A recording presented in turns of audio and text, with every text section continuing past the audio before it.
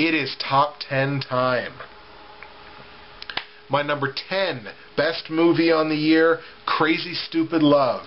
Romantic comedy featuring Steve Carell, Ryan Gosling, Emma Stone, Julianne Moore, Kevin Bacon's in it, Marissa Tomei, Annalee Tipton, who most people don't know, but she's very cute, and she's actually going to have a great future as an actress, I think, because this is a difficult role to play.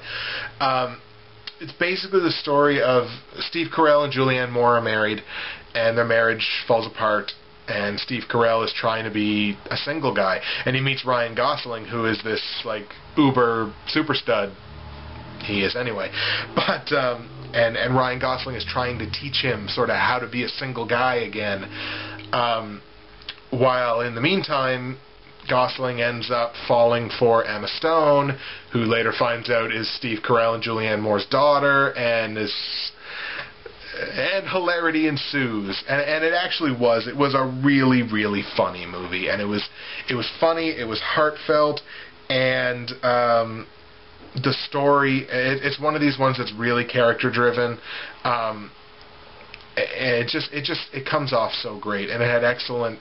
Again, sort of smaller roles for people like Kevin Bacon and Marissa Tomei, but roles that were absolutely integral to the movie. I had a great time watching this movie. It was really funny, really heartfelt. Maybe it all falls together a little too conveniently at the end, but I thought it was great. That's why it got my number 10 best movie on the year. Moving on to number 9, we're still in the 85s. This is still movies that I gave an 85 to. My number 9 on the year is Attack the Block. And this is another one where if you didn't see it this year, it's understandable. The only real recognizable name that you might see in this is Nick Frost, and Nick Frost plays a drug dealer.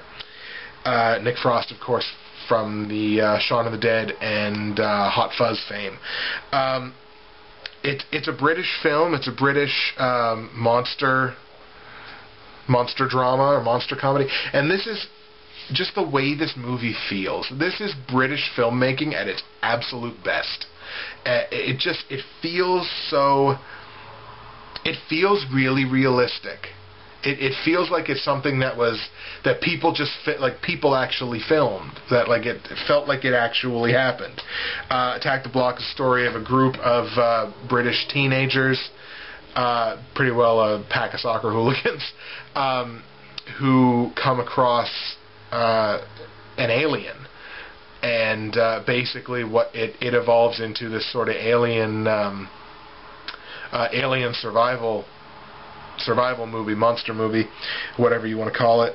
The movie was funny, the movie was raw, the movie was emotional, it had an absolute pitch-perfect atmosphere to it, and to get the kind of performances that they got out of kids was great. I mean, it was just awesome. Really, really was. Attack the Block, my number 9 movie on the year. And my number 8 movie on the year, which is the last one that's ranked in 85, so we're almost into the 90s. Remember, I rank in tiers of 5. Super 8, J.J. Abrams movie. The only recognizable names I think that you'd really see here is Noah Emmerich, as well as Dakota Fanning's younger sister, Elle or Ellie, or however you want to pronounce it. It's J.J. Abrams' flick, very comparable to Cloverfield, basically filmed in the same style. It's a group of kids, again, a movie with a group of kids, who are trying to film a monster movie, only to have a monster movie evolve around them. Like I said, very comparable to Cloverfield. It was funny. The performances of the kids were great. And when I did my review for this, I coined the term monster dramedy, as if it's going to be a new genre or something. And if it is, I hold the copyright to monster dramedy. I'm stating it right now. I hold the copyright to monster dramedy. So you're going to have to come through me.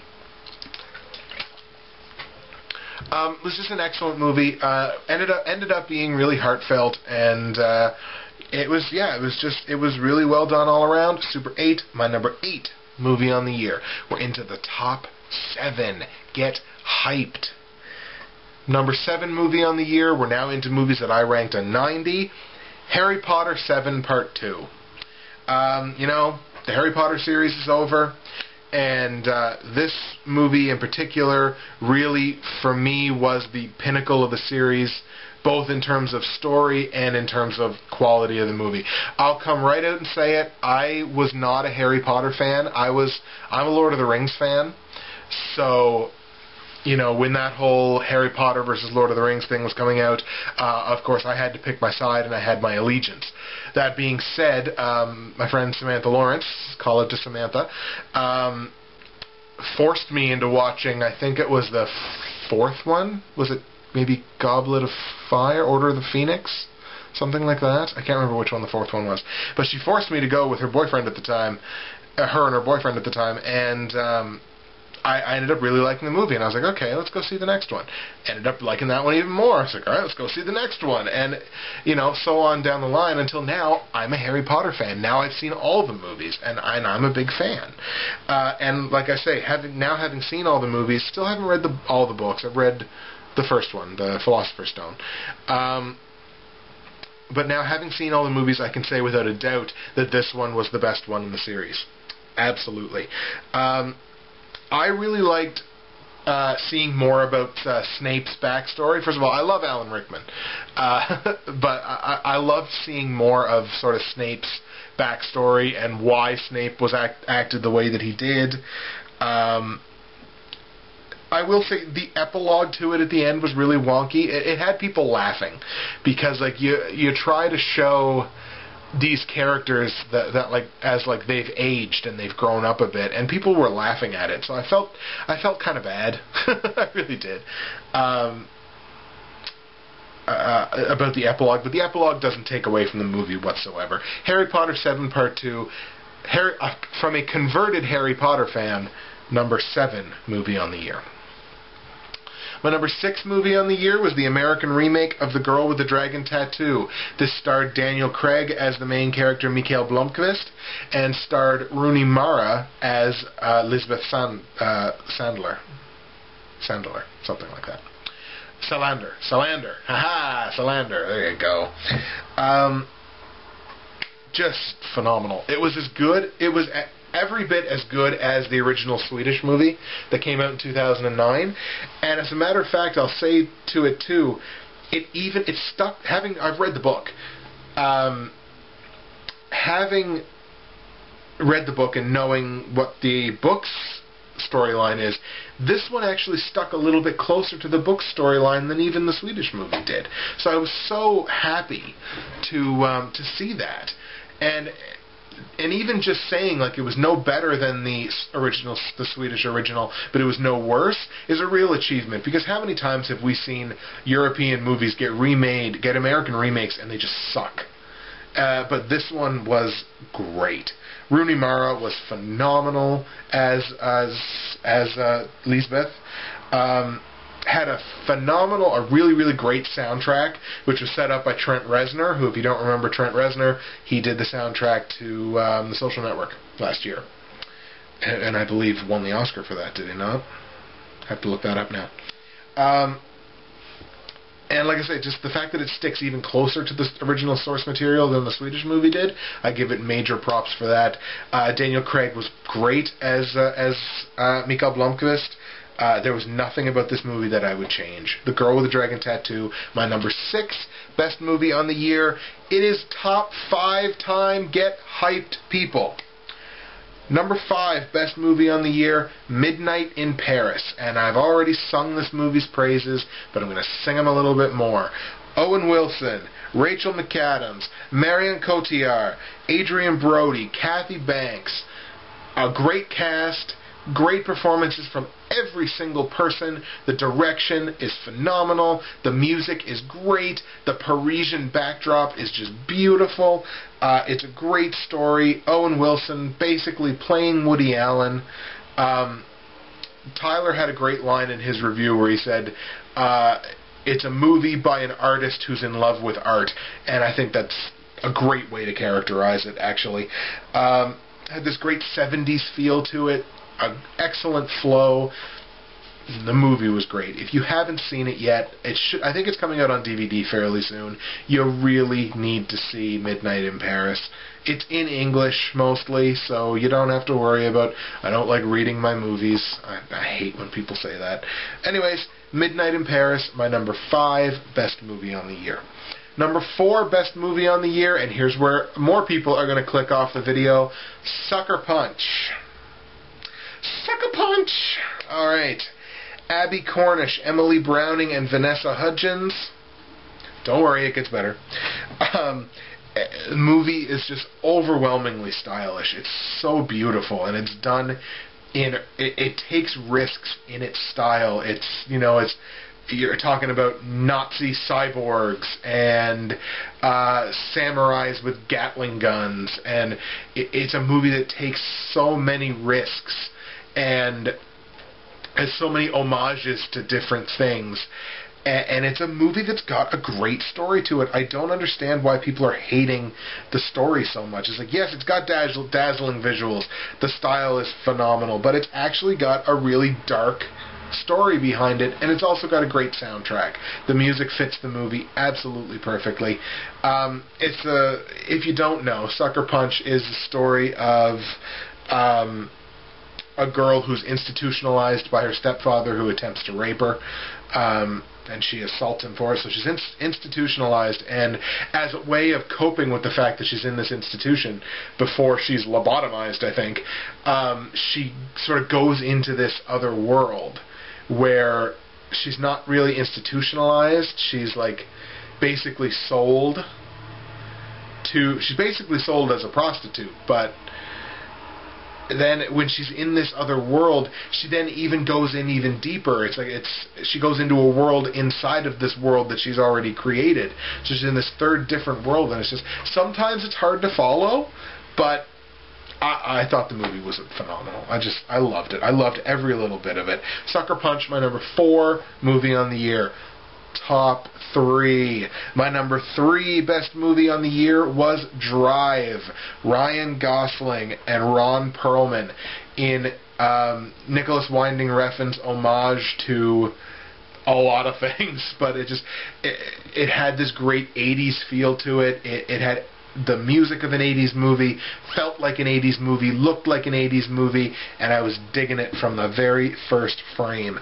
And what I loved about the character that Ryan Gosling plays, he plays this virtually silent protagonist, driver, who to me, and I even said in my review, reminds me of Rocky Balboa. He's one of these guys that, you know, the world really don't give a shit about him. He does one thing really well. He uses that to do whatever he has to do to get by, and you can't hate him. He has such an appeal.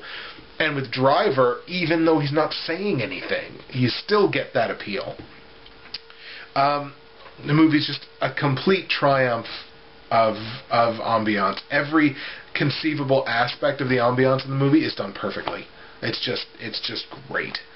Everything about it. It's total artistic brilliance by Refn. He deserved to be nominated for Best Director. He wasn't.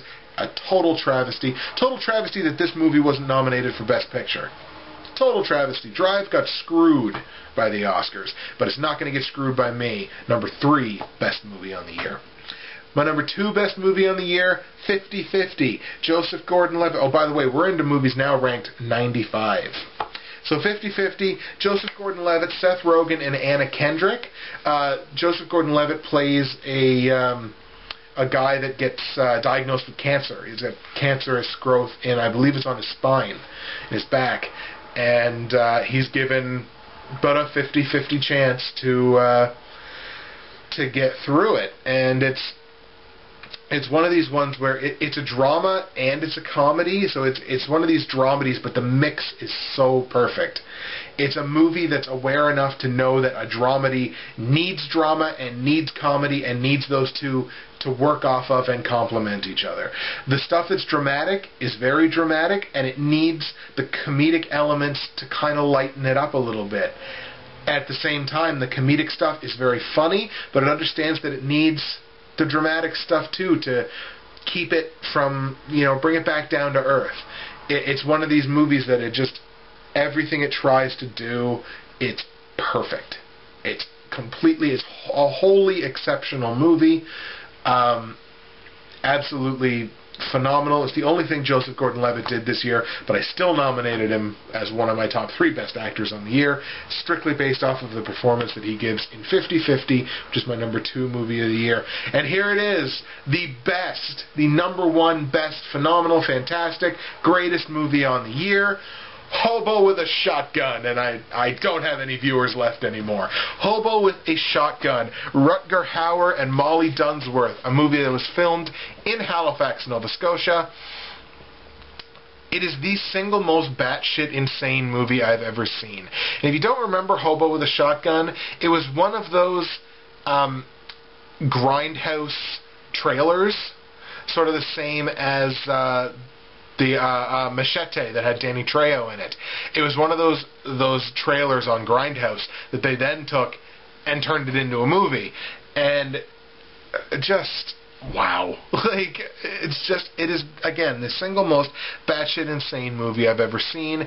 A homeless dude with a fantastic worldview. Like, if you actually think about Hobo's view of the world, it's like, alright, everything in this world is fucking insane, so the only logical thing that I can do is combat insanity with insanity. So he gets a boomstick, rolls deep with his boomstick, and it's just such self-indulgence and such great indulgent delight. Like, I loved this movie so much. There's no other way to cap the movie year of 2011 than with Hobo with a Shotgun, the best movie of 2011. This also caps off the award show, ladies and gentlemen. I've given you my best of mixed martial arts, I've given you my best of video games, and now I've given you my best of movies. 2011 was a great year. 2012 shaping up to be a phenomenal year. I know I use that word a lot, I'm sorry. 2012 lining up to be a great year as well. I can't wait to do this again next year. For all 20 people that are watching these videos, thank you so much. I really enjoy doing this stuff. I'm going to keep doing it. I'm bringing you an awards show next year as long as I'm breathing. This is Justin, Bridgewater's Finest on YouTube, Blockbuster_guy on Twitter, still in conjunction with the 2011 Donkey Punch Central Awards. Donkey Punch will never die. Thank you so much.